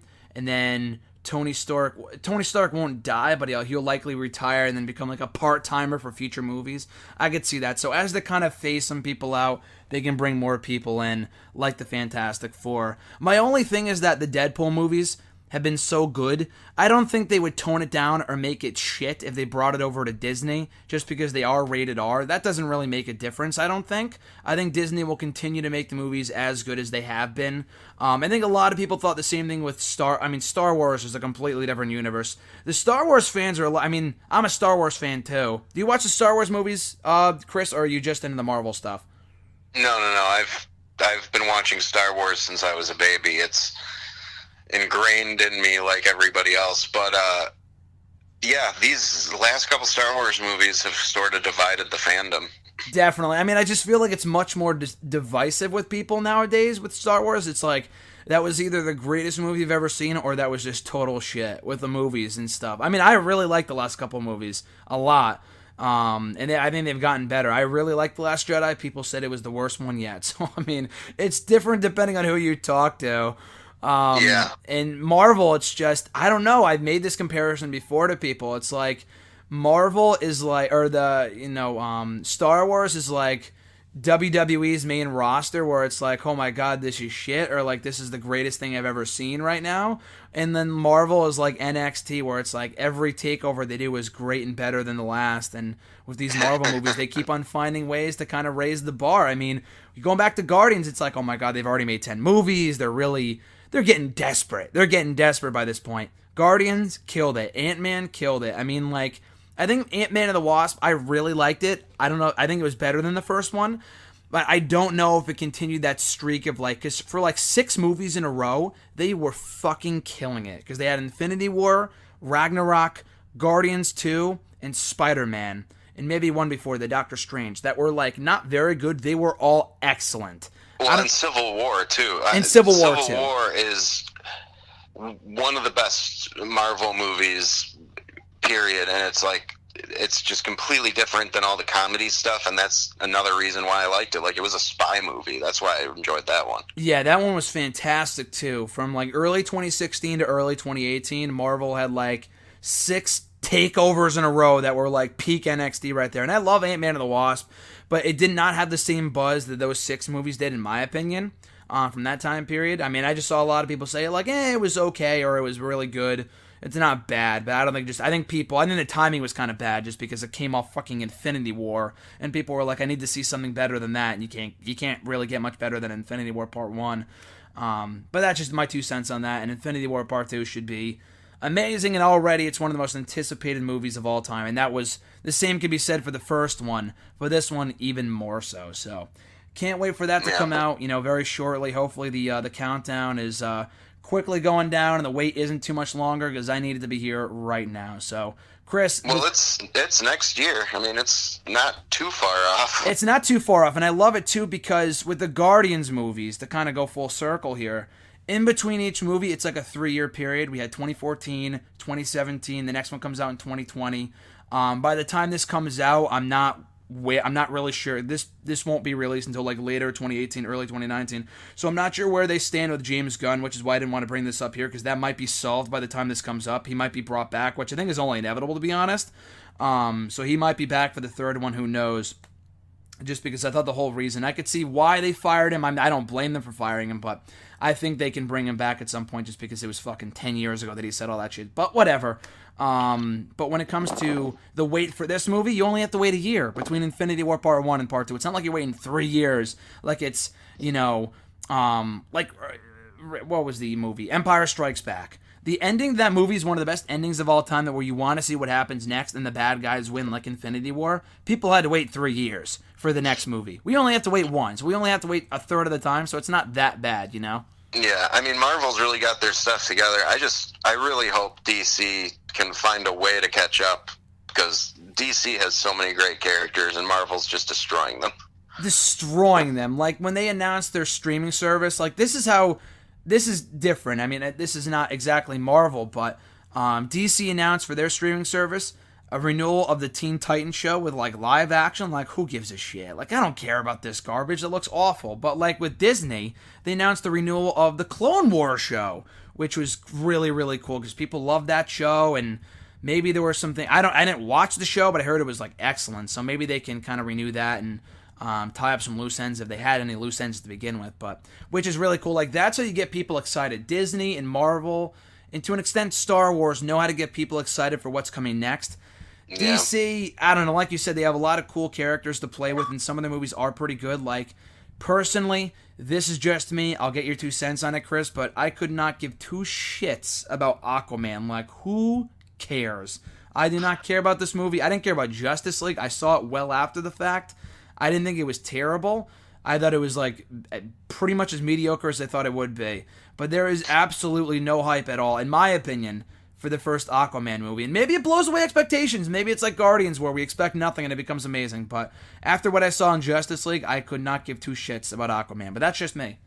I don't know. I think the Aquaman movie will do more justice to the character than Justice League did. But I don't know. Jason Momoa he's great for that kind of part, but he's kind of a one-note guy. Like, he's a bro, you know? He's kind of going to spit out some one-liners, and, you know, he's had a really up-and-down career. It's like some people love him, some people hate him, some people just don't even care, like you said. But I personally am kind of thinking Shazam might be the second big hit for them after Wonder Woman based off that trailer, because that did look really funny. So I'm hoping that's sort of a change in direction. And now that they've got Zack Snyder out of there, they can open it up and allow other filmmakers to sort of bring their view to it. Because that's why Marvel's so great, is you have so many different people making different movies, where you had Joss Whedon doing the Avengers, but then you had the Russo brothers doing Captain America, then you have James Gunn doing Guardians, and then you have Taika Waititi doing Thor. It's like all that DC stuff was sort of a Zack Snyder vision other than Wonder Woman, and that's why it was also dark and dreary. Mm-hmm. That's why it all kind of blended together and felt like the same exact movie, and it's like, oh, I don't know, I feel like we've seen enough of that. I know Dark Knight came out 10 years ago, and those movies were amazing, but it's like, I don't know, you got to move on with that and get with the times and kind of adjust the style, but yeah, maybe they'll get their shit together. The Shazam trailer did look really good. I'm going to be completely honest. I did see it. I thought it looked really good. I liked Wonder Woman. I think it's definitely the best DC movie I've seen ever, probably. Yeah. I don't know. I did not really care about it going in, but I saw it. I'm like, wow, that was actually a lot better than I thought it would be. But yeah, we'll see. We'll see. The Shazam trailer looked pretty good. That comes out in 2019. And just to clarify, the villain for that movie is The Rock, right? Because I know they announced that like 5 years ago, like 2014 they said that, and I'm like, holy shit, that's a long way down the road. But I didn't know if something got lost or something, or if that didn't happen, just because I didn't see him in the trailer, so I wasn't 100% positive. There's rumors that he might make a cameo, but what they decided to do was give Black Adam his own story separate from Shazam, because he on his own is kind of an interesting character. Oh, okay. So there's the possibility that he might appear towards the end, or maybe they'll give him his own movie and then they'll do a Shazam versus Black Adam, just like they do it with Batman versus Superman. Mm-hmm. But hopefully better. But I know that when they were filming Shazam, The Rock was doing other stuff. So other than a cameo, I don't think he's in it. That would make sense, just because I was surprised they didn't show him in the trailer. And I'm like, okay, it's The Rock. Like, if The Rock was in this movie, they would not be hiding him. Like, they would show him in the trailer, or at least, if he was the main villain, so. Dude, if he had a cameo, he'd still be front and center in the trailer, because he's a proven box office draw. Yeah, well, I mean, a cameo is in terms of, like, it's got to be a surprise. But it could be like a post-credit sequence, They could have Shazam talking about, like, oh, other than Superman, there's nobody like me, and then Black Adam shows up and punches him in the face. Yeah. Hey, that would get me hooked. That'd be the first time I'd be hooked by a DC movie in forever, so hopefully that happens. And that comes out. Yeah, and then The Rock just looks at the camera and gives the people's eyebrow. Hashtag book that's it. the perfect way to end that movie. Oh my god, lay it the smackdown in the DC universe. That's exactly what they need right now to Marvel, to rival Marvel, I would say. And that comes out. Do you know when that comes out in 2019? Is that March or something? I forgot. It's got to be on the earlier side, I think, because they already came out the trailer and it's August as we speak. My guess is somewhere between March and July. It's going to be one of those, late spring, early summer kind of hopeful blockbusters. Yeah, I was going to say that's usually the best time period to come out with those type of movies, because like Wonder Woman came out in June last year. Usually they do a pretty good job of determining when it would get the biggest, the most amount of attention and the most amount of people to go see it, for it to be to ensure that it's going to be a blockbuster. So we'll see. I have some hope for for DC, and definitely excited for Marvel. Infinity War Part 2, Avengers 4, whatever the hell you want to call it, the culmination of the last 10 years in the MCU is bound to be amazing, and I cannot fucking wait. So, like I said, Chris, it's been great. The last hour and a half has flown by talking about Marvel stuff. Definitely not the last time I'll have you here on the show to talk about all this Marvel stuff. Maybe we can talk about Infinity War Part 2 after it comes out next year, and we can do another hour and a half review of that movie when it comes out on May 2nd, 2019, if that sounds good to you. Yeah, it sounds great. Hey, man, and if you keep this going, maybe we can start talking about the Marvel TV shows. I need to get into the Marvel TV shows. I don't watch that stuff, but like, what would you recommend that I watch? I know there's the Agents of S.H.I.E.L.D. Is that still going, or did that end? No, that's got at least one more season. They're doing another one. I'm one of the few people that like loves that show. The first season was kind of wonky, but once the Winter Soldier reveal of Hydra happened, it completely changed the show, and it turned directions and became super interesting. And now it's great, even though it's not that like popular as far as ratings go. The reviews have continued to improve, but I think the Netflix Marvel shows are really where everything's at. I mean, what they've done with Daredevil has been awesome. Luke Cage has been really good. I mean, really, all of them have been great, but I would definitely recommend just watching all of them. The Punisher is quite possibly my favorite of the Marvel TV shows. He was introduced in season 2 of Daredevil and pretty much stole the show, and they gave him his own show after that. So, yeah, they've done a lot, and they've really made it grounded. There's only very few minor references to the major Avengers stuff, but, like, the first season of Daredevil and the first season of Jessica Jones, they talk a lot about the invasion of New York by the Chitauri and stuff. They just never really... They just, instead of mentioning Captain America, they'll say the guy with the shield or the guy with the hammer, Well, can they reference it, or they just choose not to? It's supposed to all take place in one big open universe, but the shows follow a different timeline. So, like, right now, the shows aren't acknowledging what happened in Infinity War with the snap, because that would have just been too much to plan for however many years of TV shows they had already planned out. So there's minor references, but it's I wish they would do a better job with that. And there was a lot of people who wanted to see all those Netflix characters show up in Infinity War, and they just didn't have time to put them all in. No, it's just too much. It's almost too much as it is, but they did a great job of balancing it out in Infinity War. Maybe for Part 2, there's always a chance they could show up in Part 2, or... I think they've even said, I know the directors have said they're not ruling it out, and there's always a chance maybe down the road, just not right now. Sure. So it's Daredevil would be awesome in that, but like Luke Cage and Jessica Jones are really the only two with like powers. Oh, really? The Punisher doesn't have powers? Iron Fist has a power too, but people hated that show, so like I doubt they would do much with him. But Jessica Jones is super strong. She can kind of fly, and is just like ultra durable. And then Luke Cage is basically the unkillable man. Like, he's got the Superman level invulnerability. He's got a lot of strength, but he's not super fast. He can't fly or anything like that. So they managed to keep him grounded. But it's like those are the two characters who might actually be able to help out in a fight against Thanos' army. Yeah, then that'd be pretty cool if they slotted them in the perfect, position to succeed in the, even though they don't have powers. Like, Hawkeye doesn't have any powers, but he was still pretty useful in Avengers and other movies, and I can't wait for what they're going to do with Hawkeye in the next movie. I have a feeling I know what's going to happen with him. What do you think? What's your big prediction? I have a feeling that they sidelined him for this movie and explained, like, he took a deal with the government and he's on house arrest or whatever. Yeah. Same thing with Ant-Man. Yeah. His family is I have a feeling his family is going to be victims of the snap, and that's going to drive him a little off the wall, and he's going to be way more violent in the next movie. I think so too, just because they really played up the family theme for him in Avengers 2, which I was not expecting, but I liked a lot, because I liked Hawkeye even in the first movie, but people really didn't give him the credit he deserved, because you have so many big stars on one screen, and he's just kind of there, and he was a minion for Loki for the first half of the movie. But I thought he was great in Avengers 2. I'm a big Jeremy Renner fan. I thought Hawkeye was awesome in that movie. He was funny, entertaining. He showed more personality. But they really played up the fact, like, okay, after I'm done with this shit in Avengers 2, I'm done. And he kind of semi-retired, but you know he wasn't actually done because he showed up in Civil War, so you know that he's not officially finished. So yeah, I think so too. I think his family will be victims of that, and they'll bring him back. I could have sworn that they mentioned his name at the end of Avengers Infinity War right before the car crash, but I might be wrong. Well, yeah, because Fury's like, what about Barton? Which is Clint's last name. So yeah.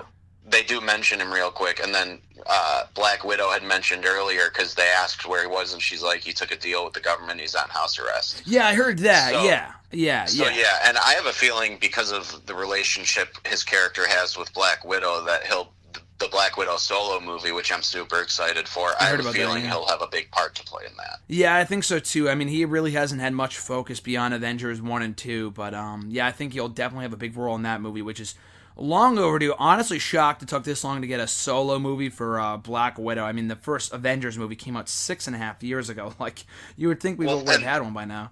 Think about the fact that she was actually introduced in Iron Man 2. Yeah, no, exactly, yeah. So she's been in the MCU almost as long as Robert Downey Jr. and Samuel L. Jackson. So she's one of, like, the elder statesmen of the MCU. She deserves her own movie. Yeah, I'm very surprised it took this long. At least it's finally happening, but I'm very surprised it took this long. But I would hope that they had him take it. They had made it take this long because they want to do it right. I don't want them to rush into shit without knowing what they're doing, and they're just doing it just because people want to see it, which is sure. good. And I'd like if they did a prequel and showed some of her time in Russia, because they sort of hinted at a past between her and the Winter Soldier, which in the comics, I don't know if you're aware of this, in the comic books, she was trained by the Winter Soldier. Oh, okay. I did not know that. And then there's that scene in Civil War when the Winter Soldier gets reactivated. Yeah. And he's fighting everybody, and she looks at him and she goes, "Do you even recognize me?" Mm-hmm. Like, that one part right there, I was like, oh, they're laying the groundwork for something big. Yeah. Yeah. And I was very, very happy about that. Yeah. Yeah, those type of things aren't forgotten. They always go back to, very rarely do they do things that aren't, touched upon in the future. So I'm sure they are laying the groundwork for that. That's what I expected it to be anyway. I figured it would be a prequel movie. I didn't think they would do a movie about her on her own present. I mean, I guess they could do a present day, but I think the real appeal of her character is that we don't know where she comes from or what people want to find out more about is her backstory, is her history, is her background. Right. Like, she hinted at it a little bit in Civil War when talking about it with Cap, and then you saw those weird flashbacks during Age of Ultron where Black Widow sort of took her over for a minute and she was back in that training facility. So it's like, you know a little bit, like, they sterilized her so she can't have babies because that would get in the way of being a spy and an assassin.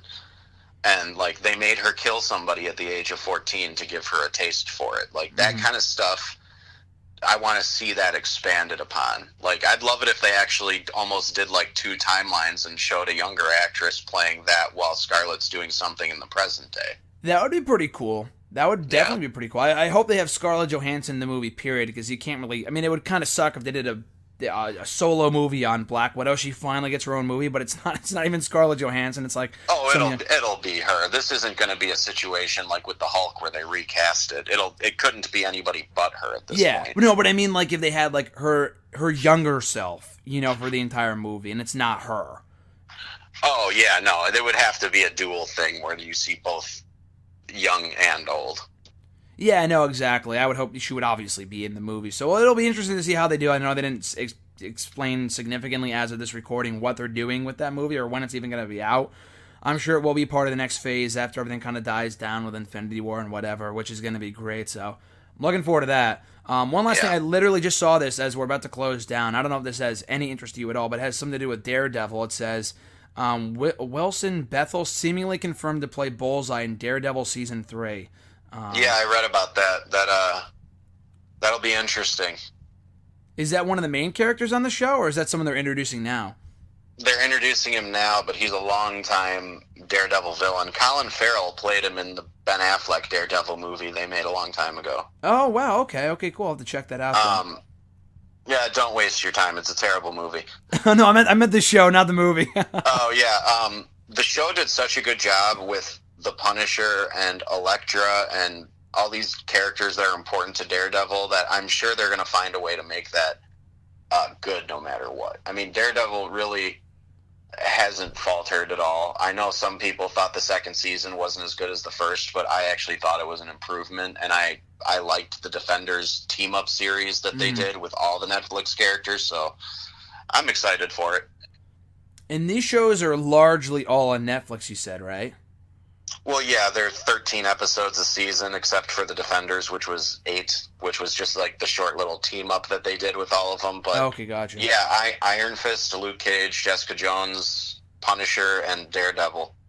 Nice. Okay, cool. I'm gonna have to check those out. I have heard a lot about them. I just have not yet watched them. Yeah, it's like there's so much for you to catch up on at this point. There's 2 seasons of Jessica Jones, 2 of Luke Cage, 2 of Daredevil, 1 Iron Fist, 1 Punisher, and Jesus. 1 of Defenders. Woof, yeah, it's going to take me. I'll probably give you a call in the next 10 years after I finish it's like watching 100 hours of television. Pretty much, it sounds like it. Hey, at least I'm caught up. I'm up to date on all the Marvel movies, so that would be a different story if I didn't watch any of those movies. That would take me forever to get through, too, so... Yeah. At least I got that part down. Now I just got to tackle the shows. Holy shit. But yeah, Chris, we'll definitely do this again in the future. Hopefully either with another movie or at least with the TV shows, if not just one show. And I'll give you my thoughts on after I'm done watching it. But yeah, it's been Sounds great. good to me. Been great talking to you, man. No one's better, no more big of an expert on the MCU than yourself. So I'm glad you were able to come on and talk Guardians with me today. Thanks, man. It was fun. Absolutely. And before we sign off, anything you'd like to plug? Obviously, you got your Bleacher Report coverage, Twitter, and all that stuff. Any other stuff you'd like to plug for the people? Not at the moment. I'm pretty much exclusively doing Bleacher Report. I'm on Twitter, BR_doctor, but I'm not a Facebook or an Instagram person. Just Twitter. Follow him on the Twitter machine. Always got great tweets, and the Bleacher Report coverage and all the articles are awesome as well. The really the Iron Man of Bleacher Report, the first one that I think you're the longest reigning writer there currently. So you're the person who started all and still there to this day. It's possible I'm the longest reigning writer on Bleacher Report. Period. At this point, I'm actually October 21st will be 10 years since I published my first thing with them. That's fucking crazy, man. I started in 2010. Oh wait, you're pretty much Iron Man though, because his movie came out in 2008. So. There you go. I know people call you the Doctor. You might be the new Iron Man of Bleacher Report. So the new Tony Stark is what I might have to start calling you. There you go. Perfect, man. And that's your favorite movie, too, so it's very fitting. But like I said, man, thanks for joining me here on the show. Great talking to you, Doctor. Sure thing. Alrighty, Chris. I'll talk to you soon. Take care. Bye-bye. Bye.